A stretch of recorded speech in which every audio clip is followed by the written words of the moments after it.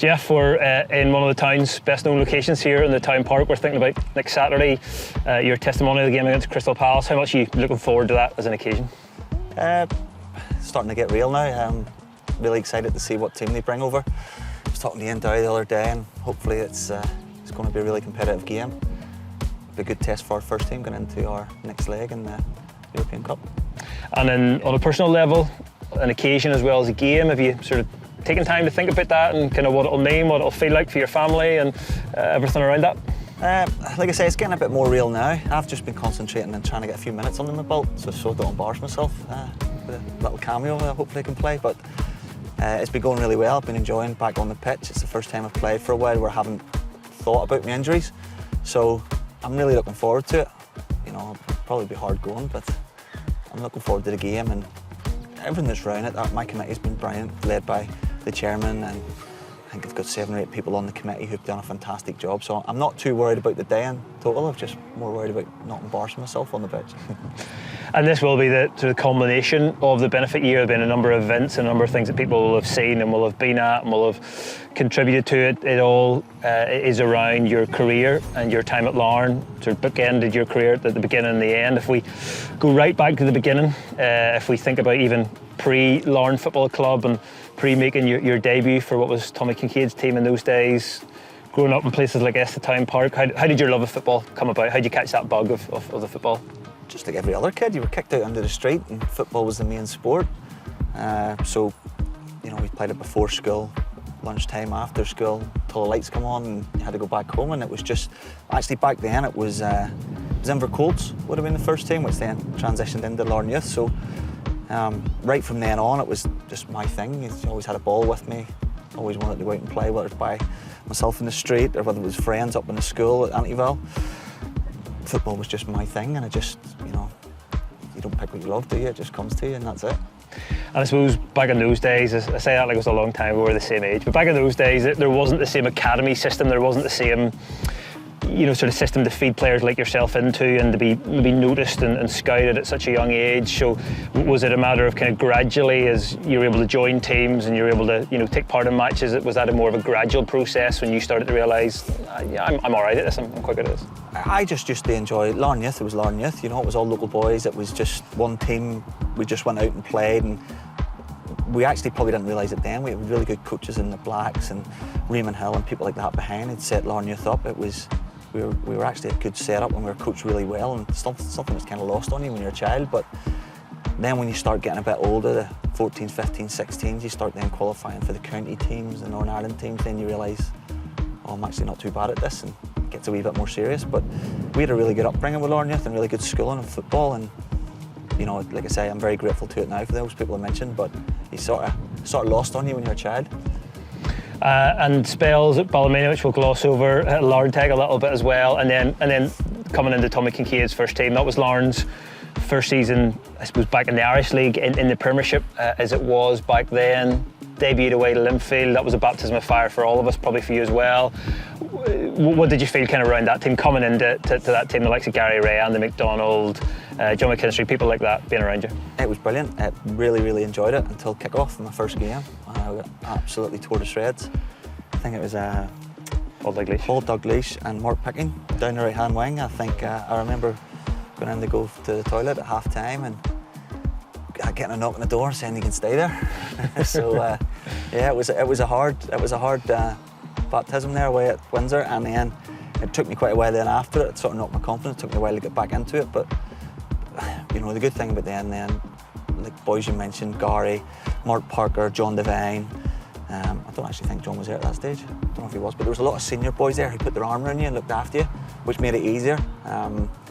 So I still felt part of it. Tommy's obviously brilliant, Andy McDonald. Then boys still, you know, would come and make sure you were part of things, took you out at the weekend, and just really made you more confident again and looked after you in training. So it was probably a blessing that I got roasted in my first game, because it made me realise I needed to up myself to get into the team. Yeah, and I suppose as a club we were at that level as well, trying to, you know, punch above our weight, I suppose, in some ways. We were just being promoted, 16-team Premier League again, but we settled in, you know, really well eventually. Did really well, got to the final of the League Cup that year and stayed up. John Devine took over, and I suppose there were a lot of ups and downs, but it was a good time to be part of Larne. We were on the kind of crest of a wave at that stage. Yeah, it was brilliant. And one thing I sort of learned in football terms is the teams that may be struggling and aren't over the top at whatever level they're at, there's a real sort of camaraderie within the players, and they look after the young players. And again, I sort of struggled for a bit, and then I get into the team and I played all the rounds with that cup, and I got to the final, and I remember unbuttoning my shirt and being told I didn't make the squad for Big John to sit on the bench. And then subsequently, not that I'm bitter or anything, but Maxie, who took my penalty, missed it and we lost. So not that I've sort of got over that a wee bit, but I did bring up to Tommy a couple of months ago at the dinner. But again, that's just part of growing up and learning. You either sink or swim, don't you? And even back then, before I signed for Larne, when I played for the Tech and you're playing with men's football, I think that really developed me as a player, and it's something that I'll always be grateful for. Yeah. And then you were there for the next season as well, which culminated in the Irish Cup final. Huge day for the club, first Irish Cup final in 16 years, I think. At that stage, you played, that was to be your last game for Larne. Talk us around kind of the move to Lincoln City in the end. There was lots of chat about where you might go. Linfield were sort of heavily linked. You could have stayed at home, but yeah, how did you end up at Lincoln City, and what was that like making that move? It was a big move at that stage. It was quite random, really. I got Sammy Smith was obviously the coach. Larne were sort of going through a transition period. I was in talks with them. I was in talks with Linfield, Glentoran, Portadown actually spoke to as well, but I hadn't really made anything up. And then Sammy phoned Keith Alexander at Lincoln, and he brought me over for a trial. He had connections to people in the Irish League because he had just signed Garth McCauley the year before from Coleraine. So he brought me over for a trial, and it was all sort of out of the blue. I think I spent 3 or 4 days over there, and they agreed to sign me. And then they came back to play a team down south in Coleraine as part of Garth's deal. They gave me 2 weeks off when I was back home and said, have a think about it. And so it was all quite quick, and to be honest, I wasn't going to go over. And then I went back to work the second week I was off, and the factory in Ballycarry, and I thought, yeah, maybe I'll give football a go. That was a good decision in the end. I suppose in football, you go up levels. You were going from maybe second team at Ballymena, Larne Tech, Larne in the Premiership. You're going up like another complete level with Lincoln City. Did that take a period of readjustment like it did at Larne in terms of making the step up? Yeah, my first year at Lincoln, I never broke into the team to Christmas. Struggled for a bit, to be honest, just getting up to speed. Everything was below par. My passing, my touch, my heading, my tackling, my positioning. Everything was a little bit just shy of what was needed. So it took me a few months to get in, and then Dean Keats actually got injured. I remember away to, I think it was Walsall, and I got my game and I stayed in from then on pretty much. Got a new contract a couple of weeks later because it was only on a year to see how I got on. So it was, it was quite nerve-wracking time. Mm-hmm. But like I said, I broke into the team, and I think I played 7 or 8 games, and they offered me a new 3-year deal. So that sort of put my mind at ease, and maybe then sort of relax and enjoy actually then being a footballer rather than thinking this is a 6-month deal and I'm out of here. Yeah. You're in England, I think, altogether for 13 years. We'll not touch on every club and every season, but you were there, I suppose. You were there as a youngster trying to make it. You were there in your prime, your kind of mid to late 20s. And you're there as a senior pro. Do you notice those years going in, or just one season become the next, and you're kind of enjoying it, or trying to kind of earn the next contract or whatever it may be? Do you notice that time going in, I suppose, is the question? No, I remember again Lincoln were in administration. A really good group of lads there. There was Garth McCauley, Alan Marriott, who's an English lad, Paul Morgan, a Newton Abbey lad, and they really sort of put their arms around me, took me around, showed me it. Made me feel welcome, and to be honest, I was so concentrated on getting into the team, I never really thought about longevity, and it was just about the next contract. I remember Eddie Moses saying to me, enjoy it, because you blink and it's over. You think that's just the old boys, but you blink and now I'm one of the old boys and retired. So I tried to enjoy it as much as possible. My wife moved over with me at the time, my girlfriend, and we really enjoyed our time over there. We had a lot of moves, a lot of different things happening. A lot of ups and downs, but just you grow from it and makes you a better person, hopefully. Yeah, and you always seem to come back. You always we'd have noticed you in the summertime and coming back to Larne. I suppose you always considered yourself from here, and this was home, and this is where family was, and this is where you had your house and all the rest of it. But you were building a life in England as well. Was it different, kind of coming home and seeing the people you grew up with, went to school with, and then going back and being Jeff, the professional footballer, and playing in front of thousands of people every Saturday? It was a bit different at the time, but I never felt any different. You know, I always enjoyed coming home. As soon as the season was over, me and her jumped in the plane and we were over here for 6 weeks. Home's home, isn't it? Like I say, where you feel you belong is just where you feel you belong. It's not. It wouldn't have mattered where I played or who I played for. We always decided we were coming home, and once our kids got to a certain age, we weren't going to move them schools. We were going to bring them back home and settle here. That was always the plan. My wife's from Belfast, so we were coming back regardless. And what about highlights in England? You know, you always seem to really, you know, sort of endear yourself to the fans where you were. You had those spells at the likes of Bristol Rovers and Tranmere and Fleetwood, as well as the big move to Palace. Do you have highlights? Do you have things that stick out, you know, from that time in England? Because it was a long time you were there. Yeah, I had a really good year at Notts County, so I sort of done well after Palace. It knocked my confidence a wee bit. I went to Bristol and we done quite well for the first 2 years. We were one of the top League One teams, but then we had a really bad year and the team got relegated. It was a real low point. So my next move, I come home and I actually signed for Notts County in the library at Larne. I went down there and had to fax over my contract. I wasn't going to sign and thought maybe, look, it's time to come home. But you know, thankfully I signed for Martin Allen. And my worry was he had the reputation of being, his nickname was the Mad Dog. But I had my best year in football under him. I got Golden Boot from holding midfield in Notts County. I got back in the Northern Ireland team. I won North West Player of the Year. So it just, you know, it's another life lesson. You just pick yourself back up and go again and don't give up. So, I mean, that was fantastic. We also got to play Juventus, actually, strangely enough, at Notts County. We opened their new stadium. So it's actually really enjoyed my time at Notts County. And personally, I got a few honours there, and also, you know, promotion with Fleetwood was fantastic at Wembley. My last game at Tranmere, you know, we played 2 years at Wembley, and the first year was, again, just the way everything happened. The first year we got to Wembley there was so much expectation, and to be honest, we were well beaten on the day. The next year we went back there, and again it looked, after 47 seconds, Liam Ridehouse got sent off, and we're down to 10 men, and you know, we ended up winning 2-1, and that was my last ever game in England. So there's a lot of ups and downs, but it is what it is. You just take it on the chin and you move on. Another note, I suppose, was getting those international caps for Northern Ireland. When you got those first couple of caps, you probably felt like you were on the verge of really kind of, you know, breaking into that squad and getting in. I think you played for the first time at the same time that Gareth McCauley played for the first time, and obviously went on to, you know, to have that career. Is that one thing that you think, you know, I'd like that to have been different, or do you just take things as they come? In terms of, you know, football and that side of things as well? Listen, you can't change what's happened, but excuse me, I do wish I'd played more times in Northern Ireland. It was always a dream as a boy to play for your company. I mean, that was, you know, make no bones about that. I loved my time there, but to be honest, when I first went to England, like I say, I wasn't ready to get into the Lincoln team. I think it was that first year getting the Northern Ireland team. I wasn't at the level you probably need to be to stay in there.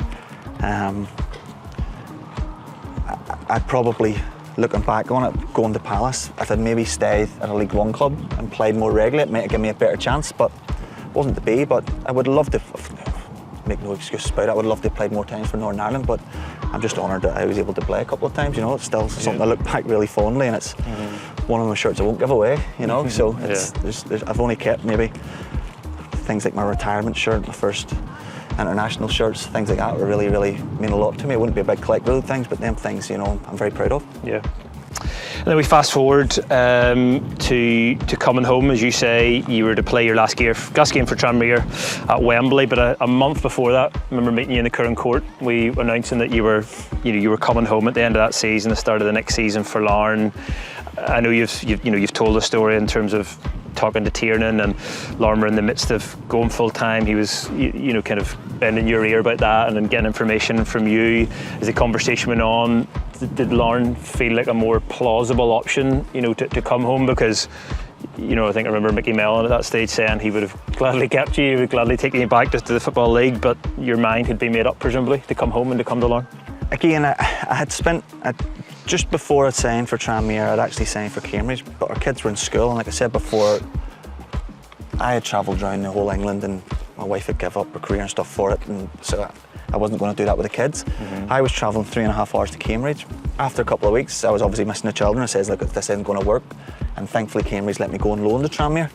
And then I subsequently signed for them. So having the chance to come back and be part of Larne and your hometown and what's happening, the first ever really full-time team in the whole of Northern Ireland, and be right in there from the start was something I thought was too good a chance to turn down. Could also get my kids settled, family and friends around me. And listen, I know we get a lot of the jokes here, but Larne's a fantastic place to bring up kids, and you know, it's a beautiful place to live too. So I was more than happy to come back home. Being honest, back in the start of 2018, could you have envisaged now what has happened? Could you have envisaged the transformation of INVER Park, transformation of the team, completely full-time setup, the Larne Academy of Sport, back-to-back league titles? I know, you know, we dream of things like that, but could you have envisaged that back then, or was it, let's just take this a season at a time and see how it goes? It was a season at a time, but anybody that sat and spoke to Kenny, you come out believing it. Like, you know, he's unbelievable at that. And I've been in football a long time, been promised the world at different places, and it just, you know, people say stuff to get you in the door, but you speak to that man, he's very true to what he says, and everything he said he's done. So with somebody like that talking to you, it's easy to buy into the dream. And like I say, right from the outset, everything he said, there was never anything you asked for or you were promised that you didn't get. You know, things maybe took a bit longer, stadium, this and that, but it was always done, it was always in the plan. So I did have my doubts, but I was happy enough just to be part of it. And, you know, like I say, the club from top to bottom has lived up to everything they've said. So, you know, even things like this with testimonial, how many years you're playing and stuff like that, this was all talked about at the start, and they've lived up to every single promise, whether it be football, infrastructure, training, full-time. So, you know, I just like to say thanks very much to everyone at the club for all the support. Yeah. I'm thinking about what has been achieved on the pitch since you come home. You come home as somebody, you know, in their 30s, but you clearly come home as somebody, you know, who still wanted to achieve things. And when you look back on this most recent period, you know, leading the team out in Europe, ending the senior trophy drought, lifting the Gibson Cup, you know, there's been a lot that's been achieved in a relatively short space of time for you as a player. So when you look back on the pitch achievements, that must make you really proud that, you know, you're at the forefront of that. Yeah, absolutely fantastic. But I'm maybe a glass half full type of guy. Still miss not winning the Irish Cup, but that would have been just perfect send-off. That's maybe being a bit greedy, but from where we were to what we've achieved and to be part of it, I'm absolutely delighted. And like I say, I'm not a big collector of stuff. I try not to sort of look back too much, but the medals you speak of are all tucked away nicely in my drawer. So there's something I'll always look back on, and something that I know I'll look back on in 20, 30 years if I'm still here, and look at very fondly. So yeah, I'm delighted. I'm over the moon for what we've achieved, because like I say, you can make all the plans in the world in football, but they don't always come true. Yeah. And when you look back on a sort of 20-year career as a whole, you were somebody who, you know, as you say, could have ended after 45 minutes at Linfield if maybe certain people hadn't put their arm around you and the manager hadn't given you another go and you hadn't had belief in yourself. You forged a career in England as a full-time professional at a number of clubs. You played for Northern Ireland. You come home and, you know, spearheaded on the pitch what, you know, what we have achieved and what, you know, will be looked back as an unbelievable time in Larne's history. You've ticked all the boxes virtually, haven't you? Do you feel like that? You feel kind of satisfied? I know there's always those little things you think, well, that would have been nice and that would have been nice, but you have ticked so many boxes. You must be satisfied with all of those that you have. Yeah, listen, I'm very lucky to be able to do what I've done. You know, I'm not one of these. It's all about me. I'm very, very lucky to be able to achieve that, and a lot of people around me have sacrificed. Like I say, my wife followed me from every club, and basically I just turned up and played football and she ran my life for me. So, you know, I've never complained about it. My family's always behind me. The fans here have been brilliant. All the coaches and that supported me. And so, you know, even now where I've played for the 20s a couple of times, I don't think to myself now, you know, have a couple of good games and go and play somewhere else. I feel satisfied that I don't want to go and do that. I actually really enjoy playing with the kids and get a bit of stick for being the old fella and stuff like that, but I'm actually warming up there. Jack Hastings asked me would I be old enough to be his dad in the middle of a warm-up, but you know, I get a bit of pleasure out of doing that now and giving back to the kids and telling them off and being the grumpy old person. I don't now look back and think, oh, I wish I was still playing. So in that way, yeah, I am. I'm satisfied with what I've done, and you know, you can only do what you do, and I tried my best. So. And that brings us full circle, I suppose. Hopefully you pointed out to Jack that you outscored him there on Saturday and in the game against Rosario, but brings us full circle in terms of, you have so much now to pass on, whether it be that age group or those, who are much younger and just starting off at the kind of foundational level. Is that side of it something you enjoy? I know we talked there for the programme recently, and you said, I suppose, it was an eye-opener in terms of the work that's involved, but is it something that's satisfying? You think, well, I can pass it on because I learnt the hard way, or I found this out, and if they'll listen to me, they'll benefit from that as well. Yeah, I really enjoy working with the kids, whether that be the 18s or down to the 10, 9, 6-year-olds. There's an innocence with them, and they're very keen to learn. And you get a bit older, it gets a bit moody and it gets a bit spiteful. And older ones are a lot of professional footballers. They're very, very straight-sided, and they just want to concentrate on what they're doing. Kids are kids. There's a real innocence and joyfulness with them, and it gives you a lot of pleasure seeing kids develop and enjoy being part of football. And it kind of makes you think that you were at that stage once too, and it was nothing to do with trophies and money and winning leagues and new stadiums or new pitches. It was just anywhere you were, kicking the ball against the wall. Yeah. And just finally then, this game next Saturday against Palace, I suppose it's an opportunity for the town and for the club to show their appreciation to you, but also vice versa as well. I suppose you hope that a good number of people will come out, will enjoy the day, but that will allow you to say thank you to the town as well, because as I said, we're walking around the town park today. I think I've seen 2 football shirts there. One was Man City and one was Larne, which I think really encapsulates the change that there's been in this town. So it's your opportunity to thank people, I suppose, as well, as kind of the curtain comes down in that benefit year. Yeah, like I say, from day one to my last day, I've always had a lot of support from people in and around the town and further afield, and I'm very grateful for that, and my family, and to be able to live, I get soppy, but a boy's dream, and play professional football, not only in England, but your own hometown. Like, let's be honest, we never thought Larne would ever be in that stage, and I have been lucky enough to do it. So I'm really grateful to the club, the fans, and everybody who supported me the whole way through. Well, Jeff, on behalf of the club and the fans, we want to say thank you to you for everything you've given at both ends of your career and all you're continuing to do in the academy, and we're really looking forward to next Saturday. So thank you. Thank you very much.